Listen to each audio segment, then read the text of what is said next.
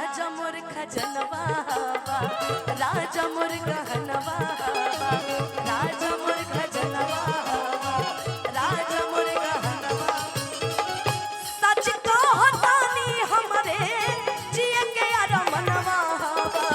राजा मोर खजनवा राजा मोर गहनवा राजा मोर खजनवा राजा मोर गहनवा।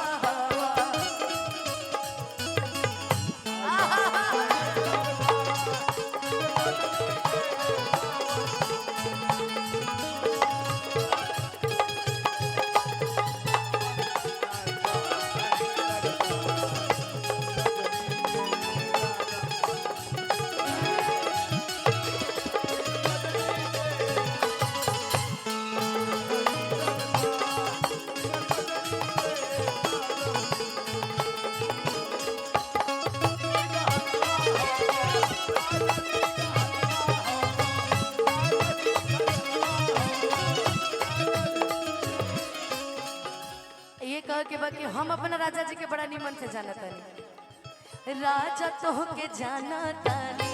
जान से ज्यादा माना तानी राजा तो के जाना तानी जान से ज्यादा चाहा तानी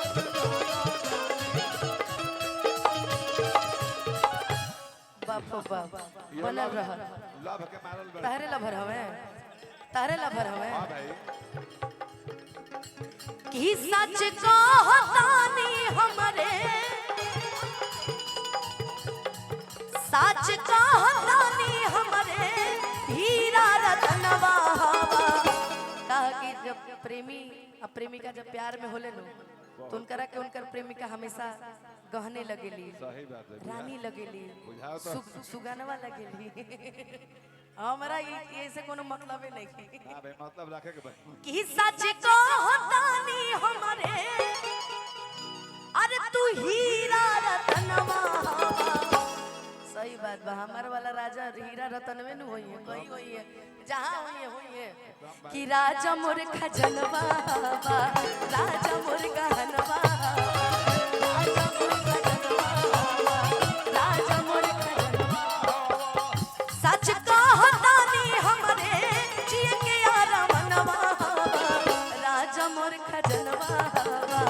राजा मोर गहनवा राजा मोर खजनवा राजा मोर गहनवा।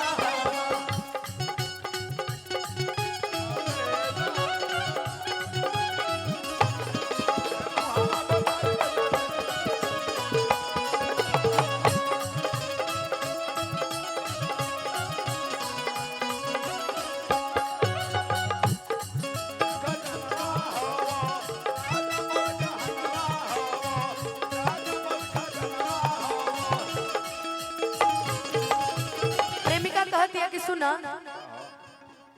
जन्म जन्म के नाता हवा तू ही वही खाता हवा जन्म जन्म के नाता हवा तू ही वही खाता हवा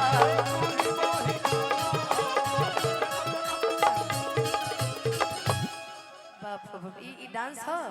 यह लइका लय के मारल बका तहनी के तो बैठ जाए के चाहिए इतना सुघर लइका नाचता ए बेरा लय के मारल लइका बका करबो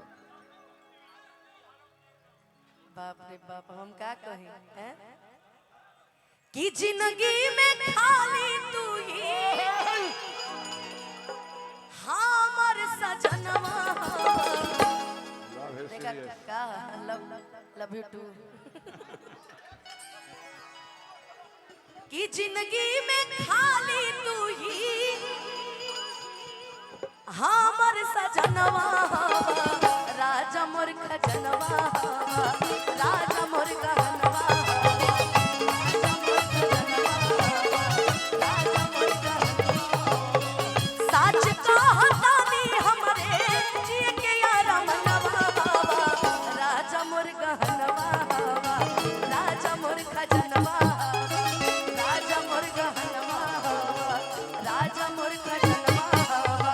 राजा मोर गहनवा राजा मोर खजनवा